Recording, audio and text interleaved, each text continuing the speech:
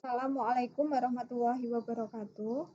Sekarang kita akan membahas mengenai uji komparasi statistik parametrik yang ketiga, menggunakan SPSS yang ketiga. Ini adalah yang pair sample t-test. Jadi sesuai artinya ini adalah uji T untuk data yang berpasangan. Uji T data berpasangan itu yang seperti apa sih? Nah, itu adalah data dari satu kelompok dan datanya itu ada dua jenis. Nah, itu adalah data yang berpasangan. Misalkan nih, kalian melakukan penelitian pada suatu kelas. Nah, sebelum diberi perlakuan, kalian memberikan pretest dulu, tes sebelum perlakuan. Lalu kalian beri perlakuan. Setelah selesai memberikan treatment atau perlakuan, kalian memberikan post test atau tes akhir. Nah, jadi itu data dari satu kelompok, tapi ada dua jenis, yaitu data pertama itu data pretest sebelum dan data setelah.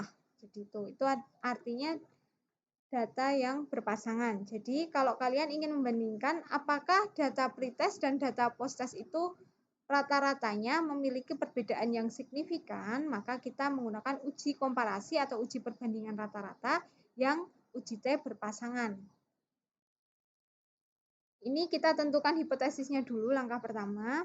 Misalkan kita tuliskan hipotesis alternatifnya, terdapat perbedaan yang signifikan atau perbedaan yang nyata antara rata-rata hasil belajar siswa, yaitu hasil belajar yang pretest dan hasil belajar yang post-test pada penggunaan strategi pembelajaran number head together atau NHT. Nah, H0-nya itu lawan kalimat dari hipotesis alternatif. Kalau ini terdapat perbedaan signifikan, maka hipotesis nolnya tidak terdapat perbedaan yang signifikan atau yang nyata antara hasil pretest dan post-test pada siswa setelah penggunaan strategi pembelajaran NHT. Nah, pair sample t-test ini ada uji prasyaratnya nggak sih? Ada. Jadi, sebelum kita melakukan uji ini, kita harus menguji apakah datanya itu normal atau tidak. Apabila datanya berdistribusi normal, maka kita bisa menggunakan uji T berpasangan. Caranya bagaimana? Kita tuliskan datanya dulu di SPSS, seperti ini. Ini datanya, yang kiri itu data pretest, yang kanan, yang satunya saya beri nama data post-test. Ya. Nah, di sini sudah ada dua data. Jadi kita meneliti 12 siswa sebelum perlakuan dites dan setelah perlakuan dites. Nah, ini ada data pretest dan post-test. Saya cek dulu kedua data ini. Sudah saya cek ternyata data ini berdistribusi normal. Kalau sudah normal, baru kita cek menggunakan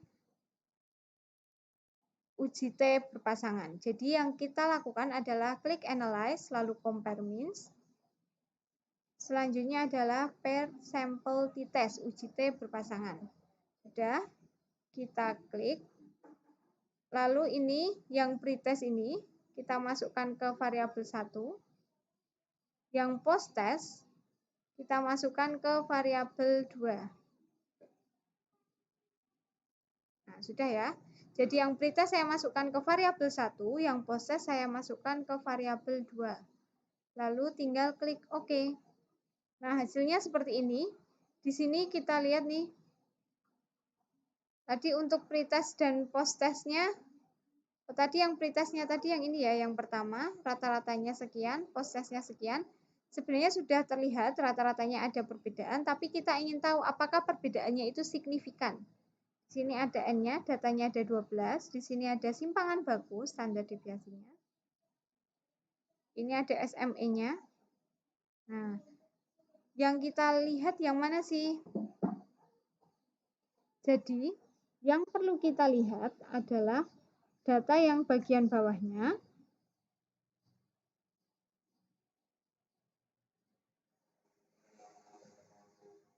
Kita lihat nih, pair 1 di sini. Kita lihat signifikansinya.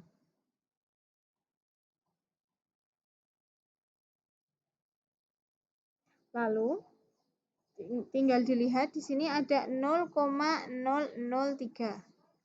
Ini per sampel korelasi ya. Jadi ini apakah datanya dari kedua data ini berkorelasi atau berhubungan.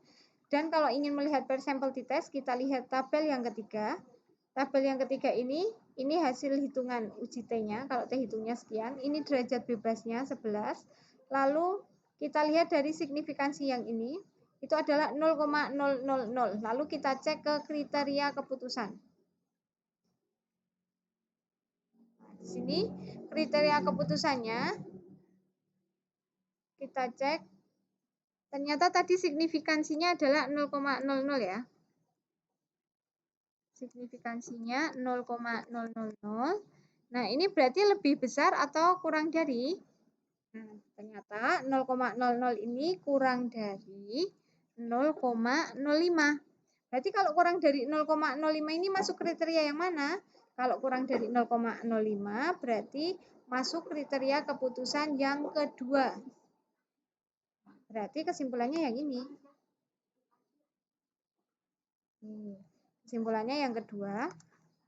Karena jadi cara menyimpulkannya diketahui hasil perhitungannya signifikansi tutelnya 0,000. Karena signifikansinya 0,000 dan dia kurang dari 0,05 maka hak 0 ditolak dan hipotesis alternatif diterima. Nah, kalau hipotesis alternatif diterima berarti kesimpulannya apa? Kita cek lagi. Hipotesis alternatifnya adalah ini. Berarti yang diterima yang ini. Sehingga dapat disimpulkan bahwa terdapat perbedaan yang signifikan atau perbedaan yang nyata antara rata-rata hasil pretest dan posttest setelah penggunaan strategi pembelajaran NHT. Ya, cukup sekian dari saya. Apabila ada yang ditanyakan, silakan hubungi saya.